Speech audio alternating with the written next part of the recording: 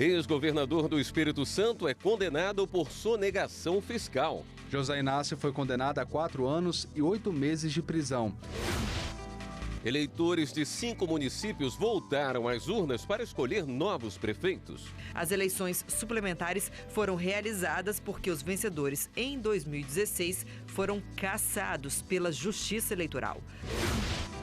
Portaria amplia atividades autorizadas a trabalhar aos domingos e feriados. De 72 para 78, com destaque para o comércio e o turismo. Conheça o projeto Revitalizar. Revitalizar também é uma perspectiva de construção de uma vida nova.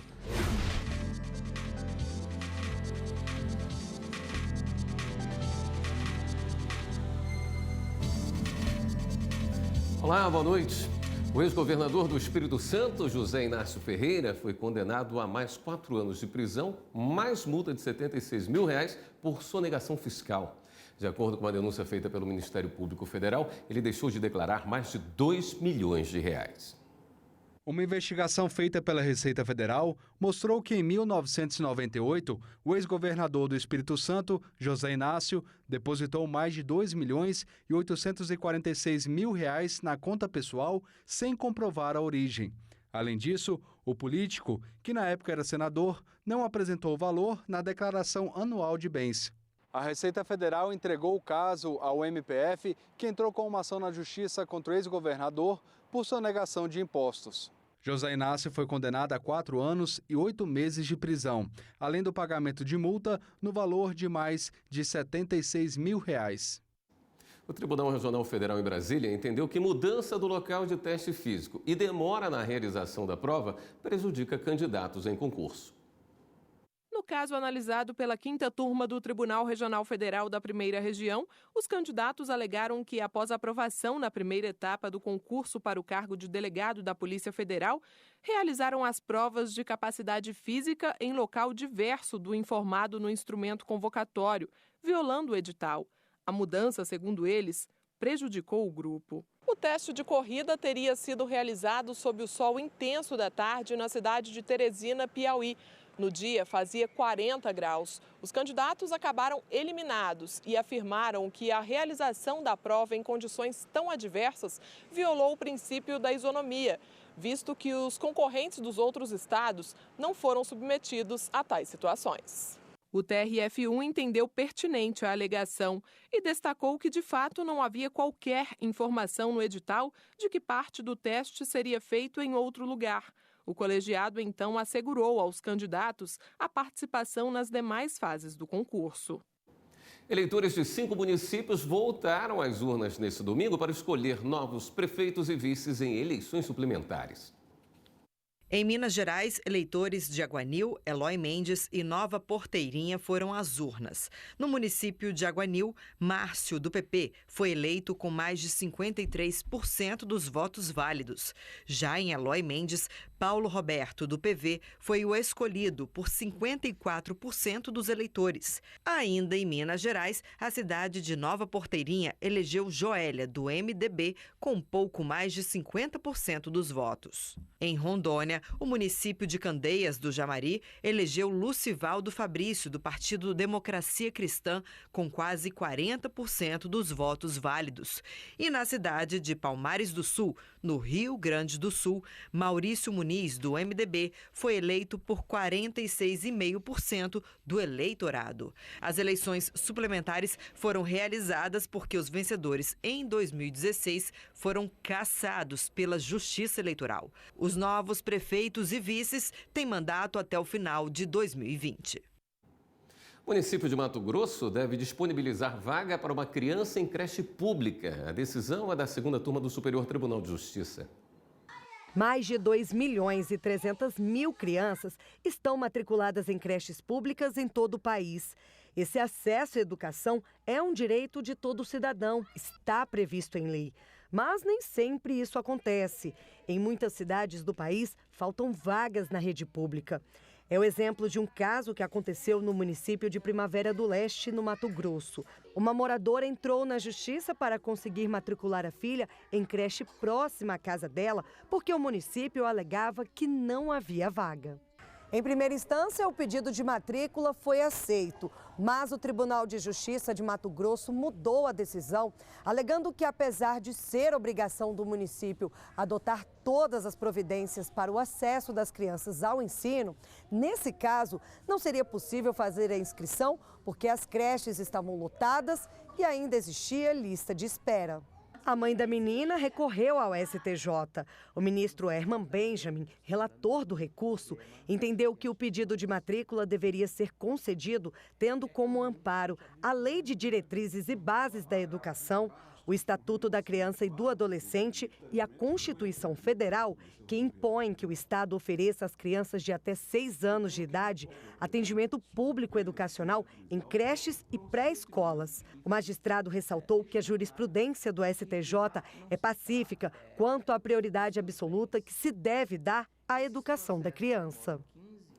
Resolução do Conselho Nacional de Justiça que institui a Política Nacional de Incentivo à Participação Feminina no Judiciário Brasileiro já se reflete na Paraíba. As mulheres ocupam 40% de toda a magistratura de primeiro grau no Tribunal de Justiça do Estado. Da capital ao sertão, diversas juízas atendem ao chamado da magistratura, se dividindo em multitarefas na função judicante. Nós temos hoje a oportunidade de trilhar o caminho que a gente quer. Basta escolher e basta persistir, porque a persistência, penso que é o primeiro passo para obter êxito na vida profissional e na vida pessoal. É bem gratificante acordar todos os dias para trabalhar e pensar, cheguei até aqui a partir do meu esforço. A gente se esforça para conciliar, né? Mas existe sim um prejuízo para a família, porque é comum na magistratura a gente levar processo para casa. Eu já passei inúmeros feriados, inúmeros finais de semana, tendo que julgar processo em casa. Então, assim, acaba que atrapalha um pouco a convivência familiar. Mas com esforço e com um jeitinho feminino, a gente sempre consegue dar conta das nossas atividades. Atualmente, dos 254 juízes que atuam nas 78 comarcas do estado, 109 são mulheres. Em 96, ingressei na magistratura, era um sonho, acalentado por anos, né? Eu tenho para mim aquele ditado que quando a gente faz o que gosta, a gente não trabalha. Então é assim que eu me sinto na magistratura. Já no segundo grau de jurisdição, atualmente 2 desembargadoras compõem o quadro dos 19 desembargadores do TJPB, o que representa 10% da Corte de Justiça. São elas as desembargadoras Fátima Bezerra Cavalcante e Maria das Graças Moraes Guedes. Também cresce no Judiciário Paraibano o número de mulheres inseridas nas mais diversas atividades administrativas do tribunal. Atualmente, no total, 30 delas ocupam cargos de diretoria, gerência e assessoria no TJPB. Como a minha área é muito técnica, né, eu posso dizer que eu nunca encontrei diferença em relação ao gênero. Né? Eu sempre exerci minha função normal. O mundo de auditoria e controle é um mundo muito masculino, mas eu tenho conseguido andar por ele bem. E a seguir, portaria amplia atividades autorizadas a trabalhar aos domingos e feriados. O governo ampliou o número de categorias que podem trabalhar nesses dias, de 72 para 78, com destaque para o comércio e o turismo.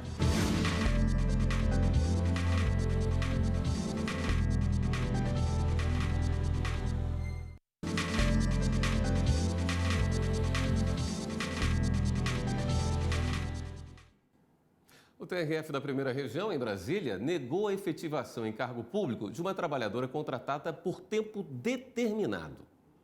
A primeira turma do TRF1 foi unânime ao negar o pedido de uma trabalhadora que foi aprovada em concurso público para contratação temporária realizado pela Anvisa. ela tinha a intenção de ser efetivada como servidora pública. Ao propor a ação, alegou que realizou prova de conhecimentos e se submeteu a todos os trâmites de um concurso público e defendeu que, nessa situação, a contratação temporária seria conflitante com a natureza jurídica das funções desempenhadas. Mas, ao analisar as alegações, o juiz federal César Augusto Bearzi destacou que, de acordo com o artigo 37 da Constituição Federal, os contratados por tempo determinado são servidores públicos que apenas exercem função em caráter excepcional e transitório e que podem ou não realizar prova de concurso para desempenhar essa função. Já os servidores efetivos são detentores de cargos públicos criados por lei, onde o vínculo ocorre obrigatoriamente por meio de concurso. Portanto, nessa situação, não há previsão legal de mudança de um regime para o outro. Os critérios para contratações temporárias pela administração pública estão previstos na Lei 8.745 de 1993.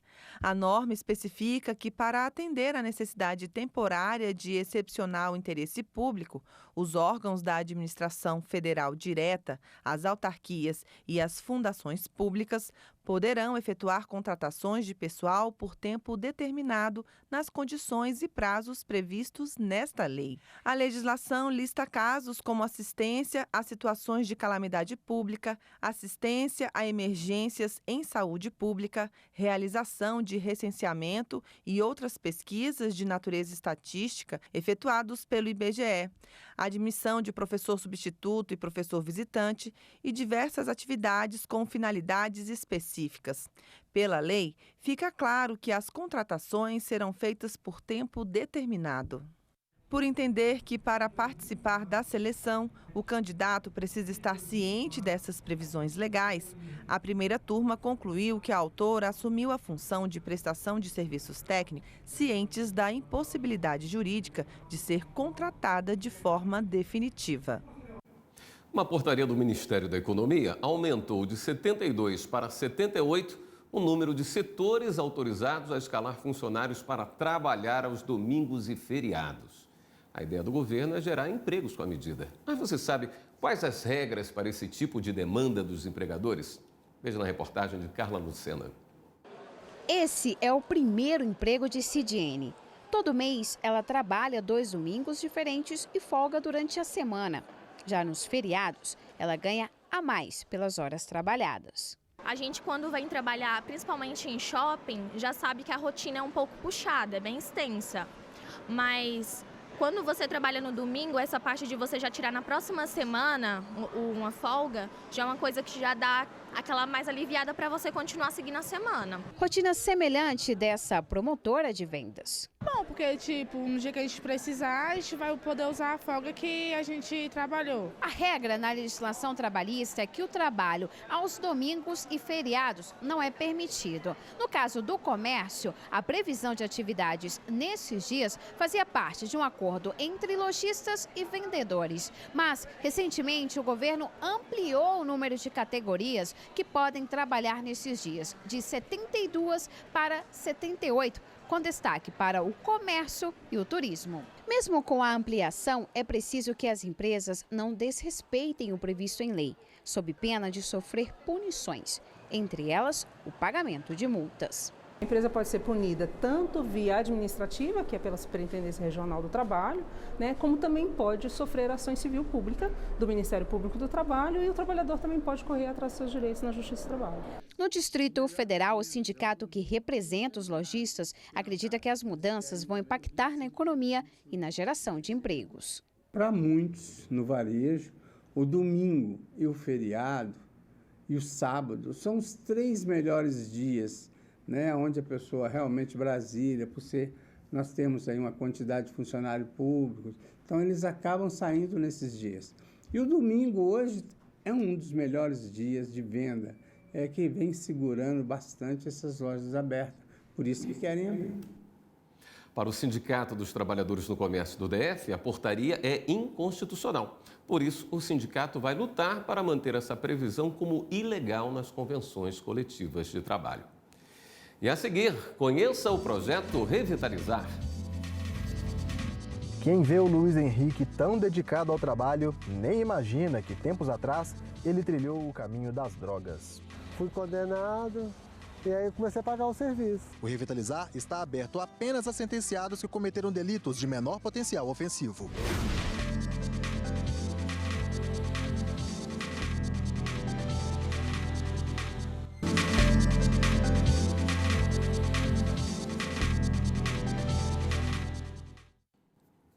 Uma parceria entre a Vara de Execuções Penais de Belo Horizonte, a Fundação de Parques e Zoobotânica da capital mineira e o Corpo de Bombeiros garante que sentenciados mantenham áreas de lazer conservadas.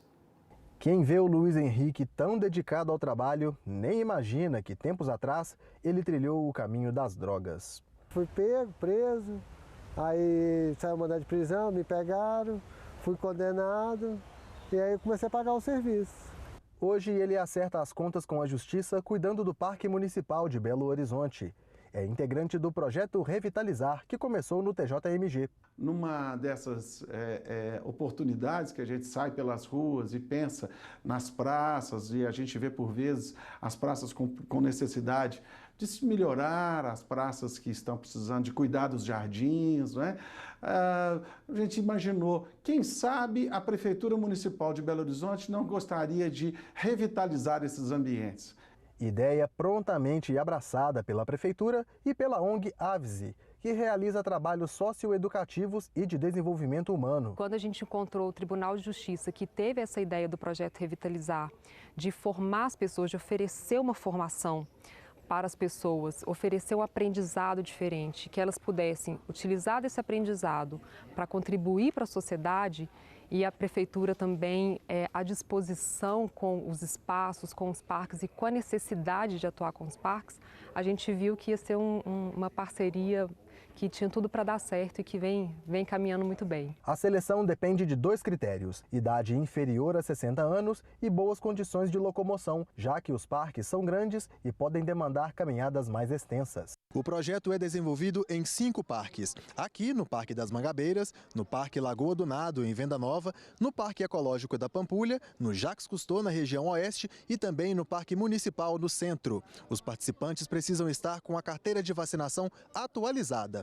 O Revitalizar está aberto apenas a sentenciados que cometeram delitos de menor potencial ofensivo. A Lei de Execuções Penais, ela praticamente contempla o cumprimento da pena alternativa na modalidade de prestação de serviço, aqueles que recebem uma pena superior a 6 meses e inferior a 4 anos, que não tenham praticado o crime com violência contra a pessoa, que não seja reincidente criminal. A prestação de serviços nos parques tem limite mínimo de 8 horas semanais de trabalho. Os participantes recebem equipamentos de segurança e orientações sobre as atividades. Desde da limpeza, da parte de jardinagem, do manejo arbóreo, até a parte do uso público dos parques, que seria o atendimento público, o atendimento ao público. Os selecionados para o projeto participam de um curso de brigadistas. Para o secretário de Segurança, uma forma de oferecer qualificação aos sentenciados para que tenham outras opções além do delito. Revitalizar também é uma perspectiva de construção de uma vida nova, de um projeto novo. Todo mundo está ganhando. Com certeza a sociedade, né? A Biblioteca do Supremo Tribunal Federal recebeu hoje um grupo de crianças. Pelo 2º ano, o espaço é aberto nas férias para os pequenos. O objetivo é estimular o contato com os livros. Toda a fantasia das histórias de uma forma lúdica. Fantasma, por favor, vem à minha festa. Como é que é fantasma? Este é o 2º ano que a Biblioteca do STF abre as portas para as crianças. O projeto Tardes de Férias quer aproximar os pequenos do universo da leitura e dos livros. A programação conta com várias atrações. E olha só, aqui na oficina de pinturas, as crianças estão pintando uma imagem muito interessante. É o Palácio do Supremo Tribunal Federal. Na imagem real, a cor é branca, mas aqui as crianças escolheram outras cores. A Maria Clara escolheu o roxo e o azul. Já a Rebeca coloriu um pouco mais, vermelho, amarelo, roxo. E será que elas estão gostando aqui da pintura? Tá legal a pintura? Sim. Por quê? Porque eu gosto de pintar. Você também gosta de pintar, Rebeca? Sim. Que cor que você mais gosta? rosa. A turminha também pôde experimentar como é ser cantor de um coral. A gente ficou encantado com essa ideia de poder realmente vir atender as crianças, né, levar a música para elas, porque a gente considera que é importante desde pequeno a gente desenvolver esse gosto pela música coral, pela o canto comunitário, né, que é uma coisa que a gente realmente entende um valor muito grande nisso. É muito importante, e não só o incentivo à leitura, mas também o fato da criança vir ao trabalho do pai, ao trabalho da mãe, à biblioteca do trabalho do pai e da mãe, né? Porque assim, a criança às vezes tem contato com a biblioteca na sua escola, né? Então, quando ela vem aqui e vê que existe uma outra biblioteca, que é uma biblioteca de adulto, né, que tem cara de biblioteca de adulto, isso faz com que a criança fique mais estimulada a participar. A iniciativa foi aprovada pelos pais. Importante demais, assim, a gente tenta em casa também, né, sempre ler histórias, né, à noite, enfim, mas sempre quando tem, assim, um local novo, entendeu, pessoas novas contando histórias para eles, isso aí eles realmente gostam.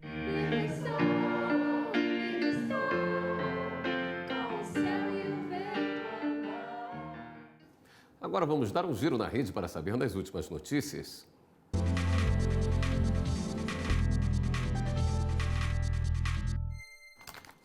Vamos à redação do Jornal da Justiça falar com a repórter Viviane Novaes, que tem as novidades para a gente. Oi, Viviane, boa noite. Oi, William, boa noite para você e boa noite a todos. Olha, o CAD, Conselho Administrativo de Defesa Econômica, condenou 11 empresas e 42 pessoas por formação de cartel em licitações públicas de trens e metrôs. O crime ocorreu em pelo menos 26 projetos em São Paulo, Minas Gerais e Rio Grande do Sul, além do Distrito Federal. As multas para as empresas passam de 515 milhões de reais. Já a multa para as pessoas envolvidas chega a quase 20 milhões. A Alstom Brasil Energia, acusada de ser a líder do cartel, foi proibida de participar de licitações para fornecimento e manutenção nas administrações públicas federais, estaduais e municipais pelo prazo de 5 anos.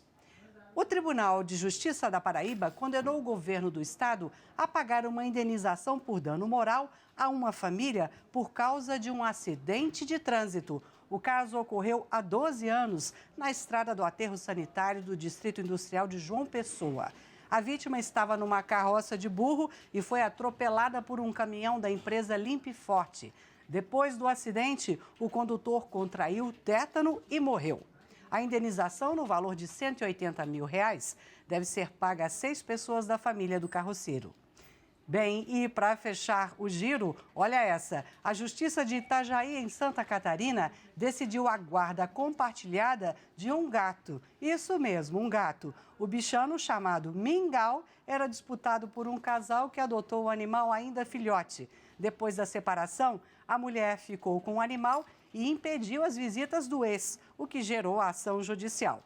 Agora, Mingau vai ficar 15 dias na casa de um e 15 dias na casa do outro. Agora, William, fica uma dúvida, viu? Será que esse felino vai se adaptar às duas casas? Ficamos na torcida, né, Viviane? O Jornal da Justiça, segunda edição, fica por aqui. Obrigado pela sua companhia e até amanhã.